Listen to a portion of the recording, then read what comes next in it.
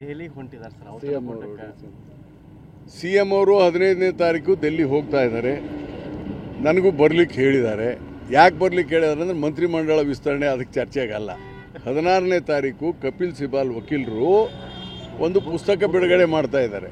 ಆ ಪುಸ್ತಕ ಬಿಡುಗಡೆ ಸಮಾರಂಭದಲ್ಲಿ ನನ್ನನ್ನು ಆಹ್ವಾನ ಮಾಡಿದ್ದಾರೆ. ಆಹ್ವಾನ ಅಂದರೆ ಅತಿಥಿ ಅಂತಲ್ಲ, ಆ್ಯಸ್ ಎ ಸ್ಪೆಕ್ಟೇಟರ್ ಅದಕ್ಕೆ ಆಹ್ವಾನ ಮಾಡಿದ್ದಾರೆ. ಅದಕ್ಕೆ ಮುಖ್ಯಮಂತ್ರಿಗಳ ಜೊತೆ 15ಕ್ಕೆ ಹೋಗ್ತೇನೆ. ಮಂತ್ರಿಗಳನ್ನು ಯಾರು ಮಾಡಬೇಕು ಯಾರು ತೆಗಿಬೇಕು ಅನ್ನೋದು ಮುಖ್ಯಮಂತ್ರಿಗಳ ಪರಮಾಧಿಕಾರ, ಪಕ್ಷದ ವರಿಷ್ಠರ ಅಧಿಕಾರ. ಹೀಗಾಗಿ ನಾನೇನು ಹೊಸಬನಲ್ಲ. ಈಗ ನಾನು MLA ಆಗಿ 40 ವರ್ಷ ಆಯ್ತು. ಈಗ 40 ಇಯರ್ಸ್, 40 ವರ್ಷ ಆಯ್ತು ನಾನೀಗ MLA ಆಗಿ. ಹೀಗಾಗಿ ಇದು ನಾನೇನು ಕೇಳಬೇಕಾಗಿಲ್ಲ. ಇದು ಮುಖ್ಯಮಂತ್ರಿಗಳಿಗೆ ಬಿಟ್ಟಿದ್ದೇನೆ. ಏನ ಮಾಡ್ತಾರಪ್ಪ ಅಂತ ನೋಡಿ. ಸಂವಿಧಾನದಲ್ಲಿ ಹಿರಿತನ ಮತ್ತು ಏನಂತೀರಿ ನೀವು, ಕೌಶಲ್ಯತೆ ಇವೆಲ್ಲ ಮಂತ್ರಿಮಂಡಲಕ್ಕೆ ಇದಿಲ್ಲ. 25 ವರ್ಷ ಆಗಿದ್ರೆ ಸಾಕು, ಪ್ರಧಾನಮಂತ್ರಿ ಆಗ್ಬೋದು, ಮುಖ್ಯಮಂತ್ರಿ ಆಗ್ಬೋದು, ಮಂತ್ರಿ ಆಗ್ಬೋದು. ಹೀಗಾಗಿ ಇಂಥರಿಗೆ ಕೊಡಬೇಕಂತ ಇಲ್ಲ, ಯಾರು ಬೇಕಾದ್ರೆ ಆಗ್ಬೋದು. ನಾನು ಕೇಳಿದ್ದೇನೆ ಅಷ್ಟೇ. ನಾನು ಸುಮ್ಮನೆ ಸುಳ್ಳ ಇಲ್ಲಪ್ಪ ನಾನು ಕೇಳೇ ಇಲ್ಲ ಅಂತ ಹೇಳಿಲ್ಲ. ನೋಡಿ ಸರ್ ಅಂತ ಹೇಳಿದ್ದೇನೆ. ಮುಖ್ಯಮಂತ್ರಿಗಳು ನೋಡೋಣಪ್ಪ ಅಂತ ಅವರು ಹೇಳಿದ್ದಾರೆ.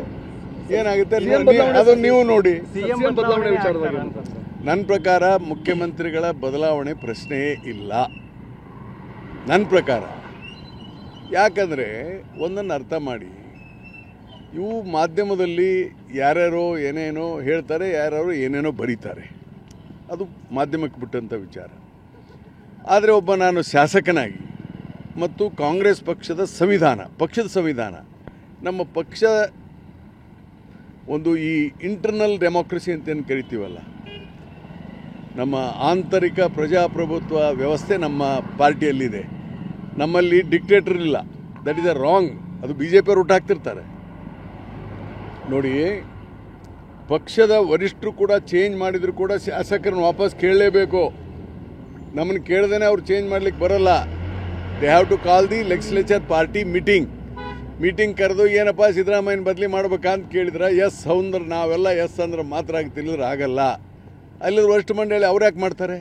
ಇದು ಮಾಧ್ಯಮದಲ್ಲಿ ಹೇಳ್ತಾ ಇರ್ತಾರೆ. ಹೀಗಾಗಿ ನಾವು ಹಿಂದೆ 2023 ಮೇದಲ್ಲಿ ಶಾಸಕಾಂಗ ಪಕ್ಷ ಸಭೆ ಕರೆದಾಗ ನಾವೆಲ್ಲ ಸಿದ್ದರಾಮಯ್ಯನ ಬಹುಮತದಿಂದ ಆಯ್ಕೆ ಮಾಡಿದ್ದೇವೆ. ಒಂದು ಸಾರಿ ಆಯ್ಕೆ ಮಾಡಿದ್ಮೇಲೆ is A 5 year chief minister. ಆಮೇಲೆ ಹೈಕಮಾಂಡ್ ನಮಗೆ ನಾವು ಚೇಂಜ್ ಮಾಡ್ತೀವಿ ಅಂತ ಏನು ಅವರು ಹೇಳಿ ಏನು ಮೀಟಿಂಗ್ ಕರೆದಿಲ್ಲ.